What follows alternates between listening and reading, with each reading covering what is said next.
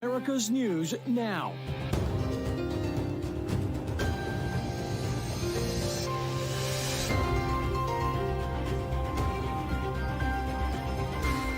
A lake-effect snowstorm hitting the Northeast and the Great Lakes, dumping up to 2 feet of snow in some areas. How much more is expected and who's getting hit the hardest? The United States airlifted 24.5 metric tons, or more than 54,000 pounds, of UN humanitarian supplies to provide vitally needed medical supplies. More aid on the ground in Gaza, but an extended truce between Israel and Hamas on shaky ground. What we now know about the latest hostages released and the renewed pressure on Israel to protect civilian lives. Then Hunter Biden offers to testify, though it comes with a requirement ahead, what he says has to happen in order to appear before the House Oversight Committee. This is the National Desk, America's News Now. I'm Amira David. As we come on the air, snow is still coming down in the Northeast. Parts of New York State has seen 2 feet of snowfall in just the past day, and more is expected into tomorrow. The lake snow effect impacting cities from Cleveland, Ohio to Erie, Pennsylvania to Buffalo, New York, all the way to Syracuse. And you can see this live look here, and we could see an additional foot of snow before the storm is all said and done. The final total potentially as high as 40 inches on the ground in some areas. The snow should lighten up by tomorrow morning and be done by tomorrow night. So that's the good news there. Meantime, tonight, an extended truce between Israel and Hamas on shaky ground as both sides accuse each other of breaching the temporary ceasefire agreement, and more hostages are released as the final day of this ceasefire nears. Now, here's what we know. Tonight, we have the numbers on the Israelis and foreign nationals that have been released in this 5th round of captives released. We now know 10 of them are Israeli, 2 of them foreign nationals.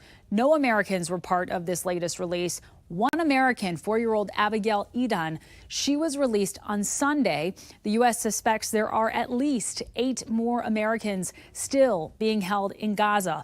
Also, as part of this extended agreement, Israel is expected to release 30 imprisoned Palestinians each day. That's 60 total for these 2 days, this 2-day period, on top of the 150 that were released under the original ceasefire terms. 15 women and 15 minors will return to the Palestinian territories. A CNN investigation shows 80% of those who've been eligible for release were detained in Israeli jails without being charged.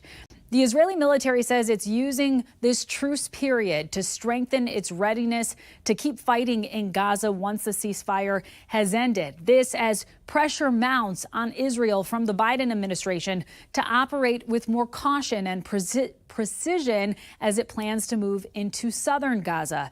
Efforts to dismantle Hamas in the north left thousands of Palestinian civilians dead and more than 1 million Palestinians displaced. And it comes as calls from the White House for a 2-state solution in a post-war Gaza grow louder. But as our Scott Thuman finds, the notion of peace with each side having its own autonomous land may be further away than ever.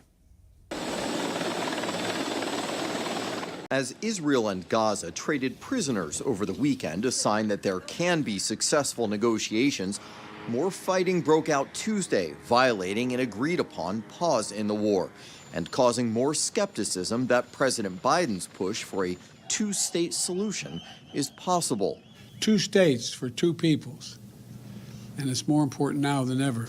The president's stance altered after he met privately with 5 prominent Muslim Americans who, according to the Washington Post, criticized Biden's initial steadfast allegiance to Israel as unfairly harsh and insensitive to the deaths of Palestinian civilians. The Post writing, Biden appeared to be affected by their account. "I'm sorry. I'm disappointed in myself," he told the group, according to 2 people familiar with the meeting. "I will do better." Over the decades, American presidents have often tried to broker peace in the region, all the way back to 1978 and Jimmy Carter's Camp David Accords. Other U.S. leaders tried their own methods, but with little tangible success.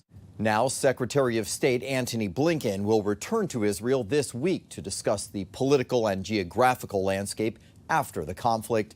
but is likely to meet hurdles. The next government is going to have to put us back on a path to have a Palestinian state. That's not easy, but it is the only way forward for Israel. Prime Minister Netanyahu reportedly told Israeli lawmakers, "I am the only one who will prevent a Palestinian state in Gaza after the war." Over 1,000 civilians participated in the massacres of October 7th. The last thing we're going to do now is rebuild another Palestinian terror state that will attack us, massacre us, shoot rockets at us. Leaving a post-war future very much up in the air. In Washington, Scott Thuman for the National Desk. Scott, thank you. Meantime, tonight we are hearing for the first time from the mother of a hospitalized Palestinian-American student severely injured after being shot along with two others who were wearing traditional Palestinian scarves while visiting family in Vermont. Elizabeth Price, the mother of 20-year-old Hisham Arwatani, who now has a bullet lodged in his spine, speaking today about his grim prognosis. Arwatani, a junior at Brown University, now unlikely to ever walk again. He has another month in hospital and then several months of physical therapy. But currently, the doctors say that he's lost functional mobility in his legs. The prognosis is that he won't regain it. We are determined to work with him and support him and get the best possible care so that he can. A suspect, Jason Eaton, is in custody, and while a motive has not yet been revealed, the shooting is being investigated as a hate crime as the country faces a rash of both anti-Muslim and anti-Semitic incidents since the recent Israel-Hamas violence began. House Resolution 114 resolved that pursuant to Article 1, Section 5, Clause 2 of the Constitution of the United States, Representative George Santos be, and he hereby is, expelled from the House of Representatives.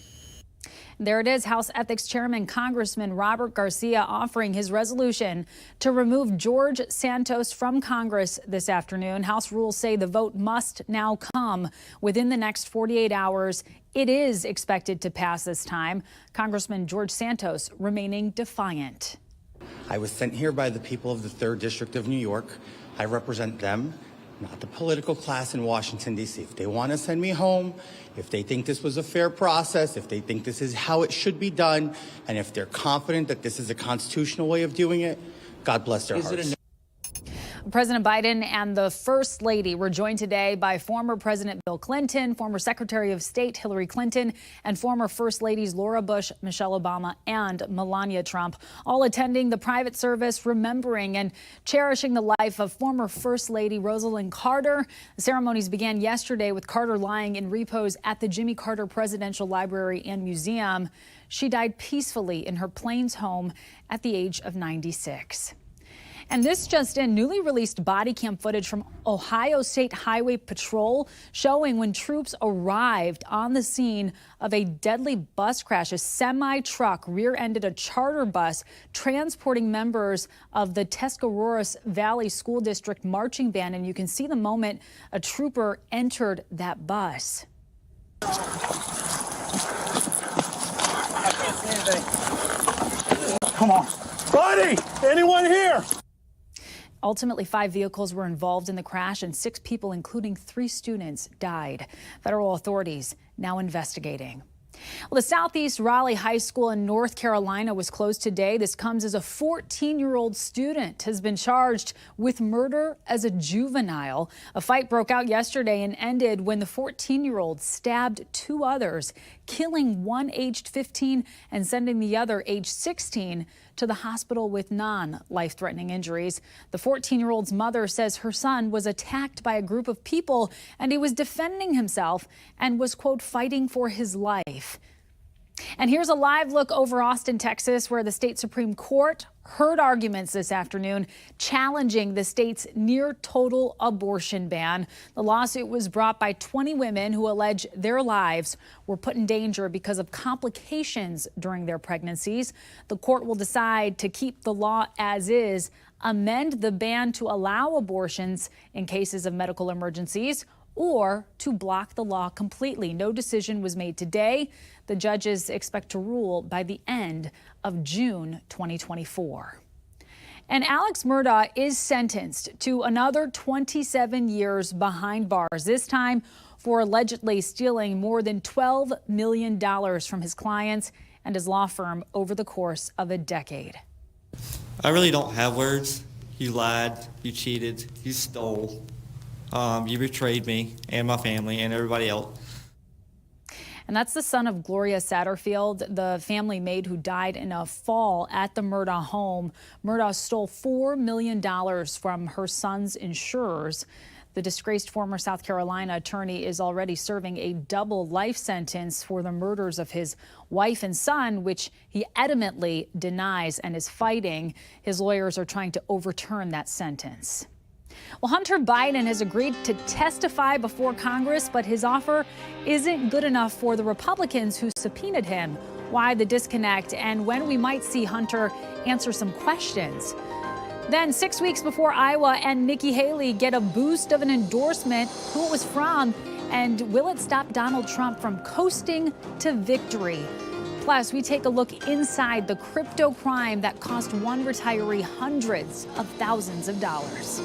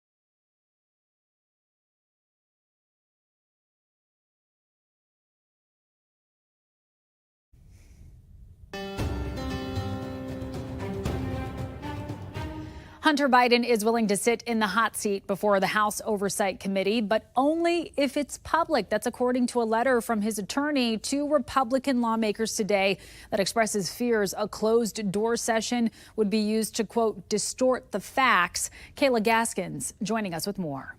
Okay.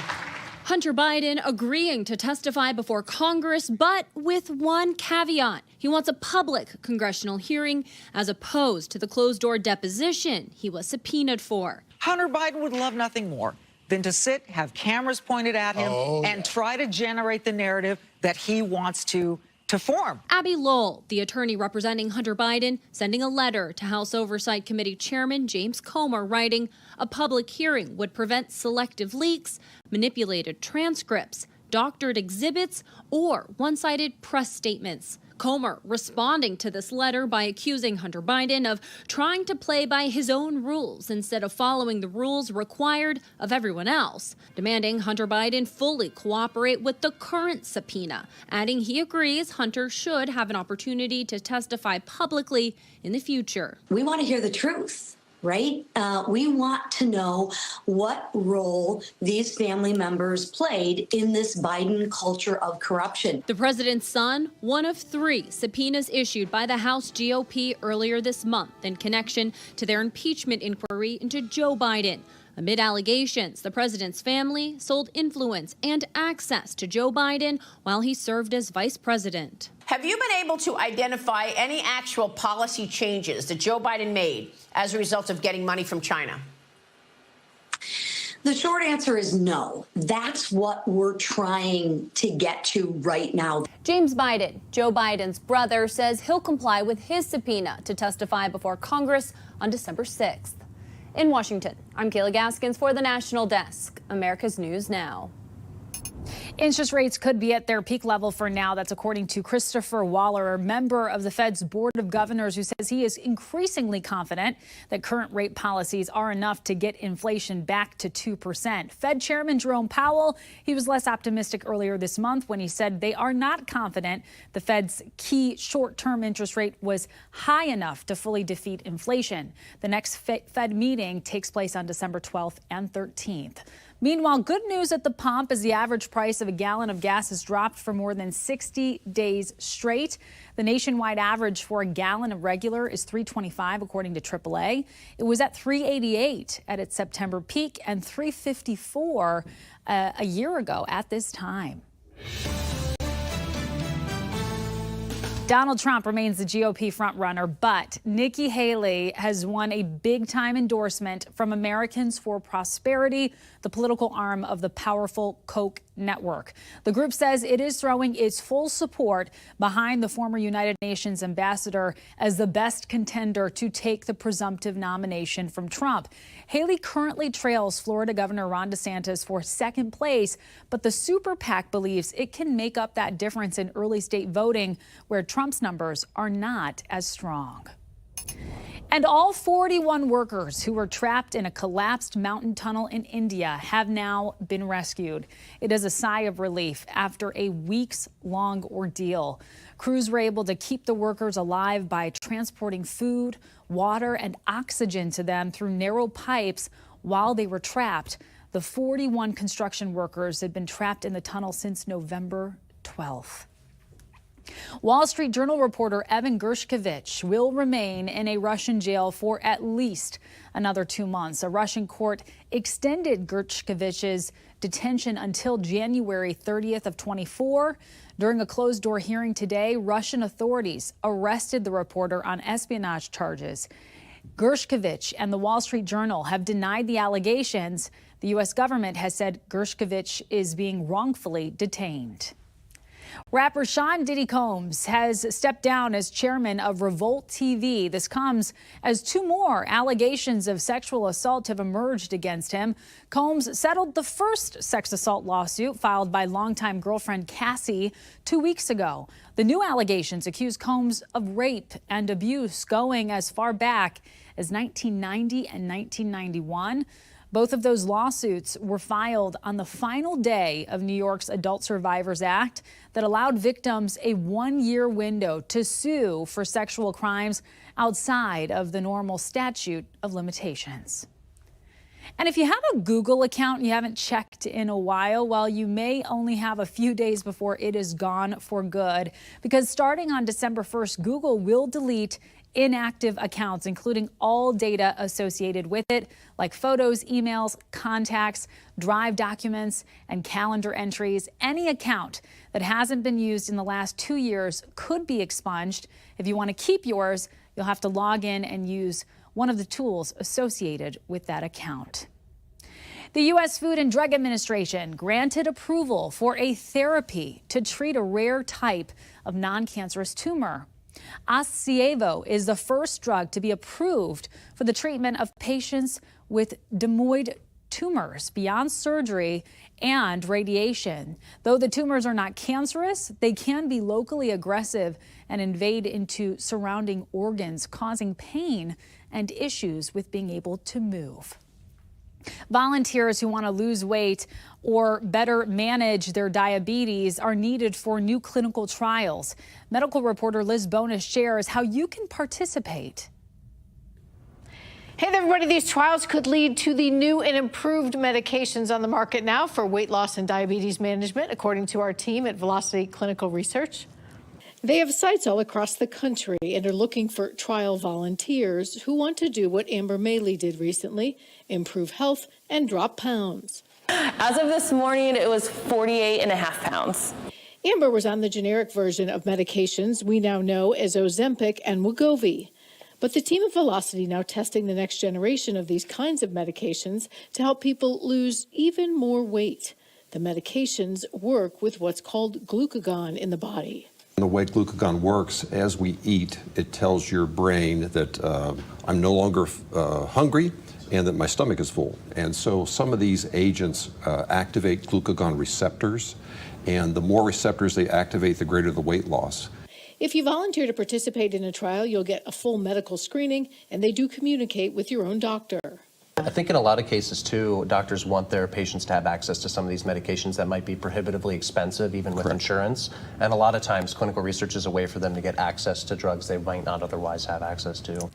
Now, we have a phone number for Velocity Clinical Research. You can call 513-381-3320 from anywhere in the country. They will help you find a site for trials. We also have a link online for more information. Now, if you qualify for one of those trials, you are paid for your time and travel, and there's no cost to you. I'm medical reporter Liz Bonus. Back to you. Liz, thank you. Coming up, a historic house belonging to a Civil War general takes on a whole new chapter honoring veterans facing troubles post-service. We're back in 90 seconds.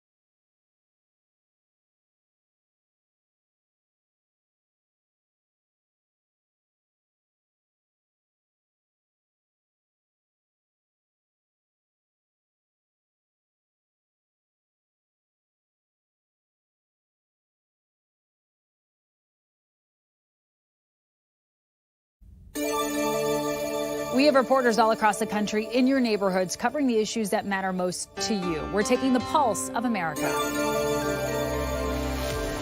They were all very professional about how they were presenting this. I had no idea. No idea.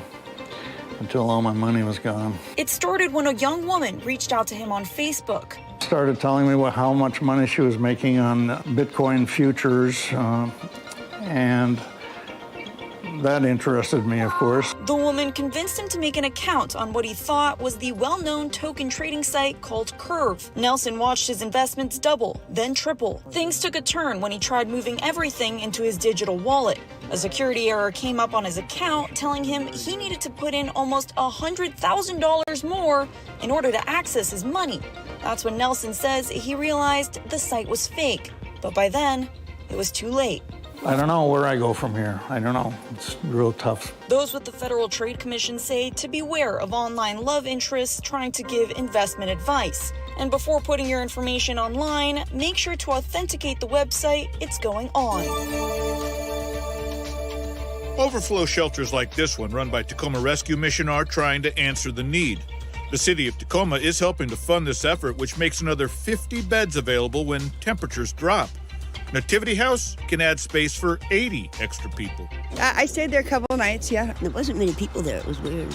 Nativity House had 50 unused beds this past weekend, and this overflow shelter had space for 15 beds that went unfilled. The homeless say there are reasons people stick to the streets. I don't know. Some people don't like the you have to be in by 7 or whatever. A lot of people are outside because they don't want to get sick and going back inside. Cold weather shelters are supposed to accept anyone who shows up, but there are exceptions. A third cold weather shelter for young adults is also receiving city assistance. Shelter operators say they expect these facilities will be full as winter approaches and homeless people try to work through their daily struggles. You're spending your whole day surviving, so you can't do the things you could do in an apartment, but I'm sorry, to do what's necessary. Ryder served 2 tours, one in Iraq and one in Afghanistan. After leaving the service, she was diagnosed with melanoma, but went into remission. Then shortly before she became pregnant, it came back as stage 4. Her family says her treatment took a back seat so she could give birth to her beautiful and healthy daughter, Olivia. Olivia, that was her main priority. That was her main priority. Giving birth to her, that was, no matter that she was sick. Sadly, Ryder passed away 3 years ago, but her memory lives on with the dedication of this house. The historic home owned by Operation Stand Down Rhode Island has now been preserved and refurbished by removing lead paint and redoing the inside. The nonprofit helps veterans with basic human needs. We're about to open 10 new units of housing for homeless female veterans. This will be transitional housing where veterans will come from anywhere from 6 to 24 months, get case management services, housing, employment and training, legal services, get them back on their feet, and get them on the road to success. Coming up, the holiday and gift-giving season is upon us, and there are ways to make sure your money gets to the right place. We'll have more on that coming up.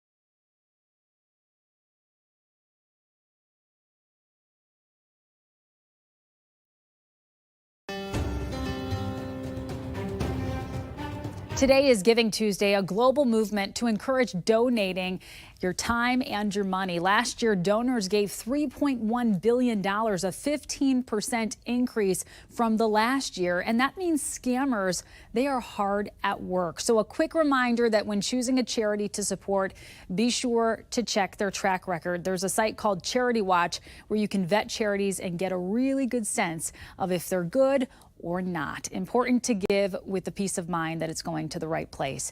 That does it for this edition of the National Desk. I'm Amira David. Thank you so much for watching.